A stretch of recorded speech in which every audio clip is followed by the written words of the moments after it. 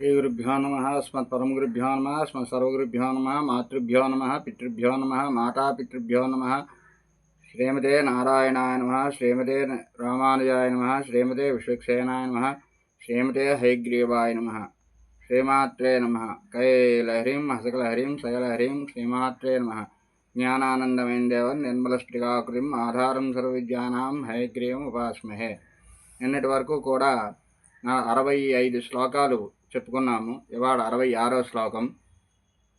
ఈ శ్లోకంలో అమ్మవారి తాలూకా పలుకుల మాధుర్యాన్ని గురించి వర్ణించడం అనేది జరిగింది. అమ్మ మాటలు సరస్వతి వీణావాదము కంటే మాధుర్యంగా ఉంటాయని శంకరాచార్య గారు మనకి ఈ శ్లోకంలో చెప్పారు. విపంచ్యా గాయంతి వివిధమపదానం పశుపతే త్వయారబ్ధే వక్తుం చలిత శిరసా సాధువచనే త్వదీయైః మాధుర్యైః రపితతంత్రీకలరవాం నిజాం వీణాం వాణీ నిచులయతి చోళేన విభృతం. విపంచ్యా గాయంతి వివిధం అపదానం పశుపతేః త్వయా ఆరబ్ధే వక్తుం చలిత శిరసా సాధువచనే త్వదీయైః మాధుర్యైః అపి లపితతంత్రీ కలరవాం నిజాం వీణాం వాణీ నిచులయతి చోళేన నిభృతం. హే భగవతి, ఓ దేవి, పశుపతే ఈశ్వరుని యొక్క వివిధం అనేక విధములైన అపదానం చేయబడిన మేలైన కార్యములను త్రిపుర విజయము, దక్షయాగధ్వంసము, హాలాహల భక్షణము, గజాసురవధ, జలంధరవధ మొదలైన వాటిని విపంచ్యా వీణచేతను గాయంతి సరస్వతి గానము చేస్తూ చలిత శిరస సంతోషము యొక్క అతిశయము చేత ఊపబడిన శిరస్సు గల త్వయా నీ చేత సాధువచనే మధురమైన మాటలు సంగీతాన్ని మెచ్చుకునే ప్రశంసావచనాలు వక్తుం పలుకుటకు ఆరబ్ధే సతి మొదలుపెట్టుబడగా త్వదీయైః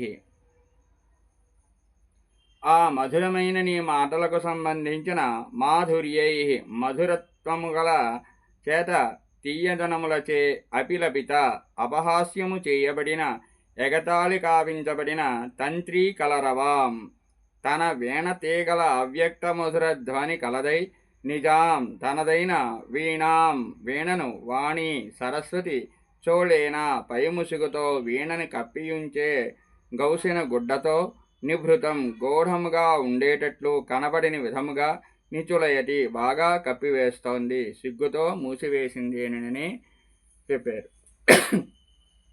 తల్లి భగవతి సరస్వతీదేవి, నీ ముందు ఈశ్వరునికి సంబంధించిన అనేక విధములైన విజయగాథలను త్రిపురాసుర విజయము, దక్షయాగధ్వంసము, హాలాహల భక్షణము, జలంధరవధ, గజాసురవధ మొదలైన వాటిని తన వీణపై గానము చేస్తోంది. అప్పుడు నీవు నీ మనస్సులో కలిగిన సంతోషముతో తల ఆడిస్తూ మెచ్చుకొని సరస్వతీదేవి వీణానాదాన్ని ప్రశంసిస్తూ మాట్లాడడానికి మొదలుపెట్టావు. నీవు ఈ రీతిగా మెచ్చుకునే వాక్కులు సరస్వతి వీణానాదము కంటే మధురాతి మధురముగా ఉన్నాయి. అప్పుడు సరస్వతి నీ వాక్కుల మాధుర్యానికి సిగ్గుపడి తాను నీ వాక్కుల వలె మధురముగా వీణను మేటలేకుండా ఉన్నానని సిగ్గుపడింది. వెంటనే సరస్వతి ఇక తన వీణానాదనము వ్యర్థమని భావించి తన వీణను కప్పే గౌసిన గుడ్డతో కప్పిపెట్టింది. అంటే సరస్వతి వీణానాదము కంటే అమ్మ పలుకులు మాధుర్యవంతములనని భావమని ఇక్కడ మనకి ఆదిశంకరాచార్యులు గారు ఈ శ్లోకంలో చెప్పారు. నిస్వావసో అస్తు బృహతి తుంబరో అస్తు కళావతి సానారదస్య మహతి సరస్వస్య కచ్చపి. ప్రోత్సాహం కలిగించే ఒక దేవీనామం లలితీ సహస్రనామంలో ఉంది. నిజ సల్లాప మాధుర్య వినిర్భత్సిత కచ్చపి అంటే తన మాటుల మాధుర్యంలో లలితాంబ సరస్వతి వీణానాదాన్ని తిరస్కరిస్తోందని భావం. ఈ నామమును దృష్టిలో ఉంచుకుని శంకరులు ఈ శ్లోకం కథగా చెప్పారని మనము గ్రహించాలి. స్వస్తి ప్రియాభ్య పరిపాలయంతాం న్యాయేన మార్గేణ మహీం మహిషాః గోబ్రాహ్మణేభ్యः శుభమస్తు నిత్యం లోకాः సమస్తాः సుఖినో భవంతు. స్వస్తి. శ్రీ లలితాదేవ్యార్పణమస్తు. అందరూ ఈ ఛానల్ని లైక్ చేయండి, సబ్స్క్రైబ్ చేయండి, షేర్ చేయండి, కామెంట్ చేయండి.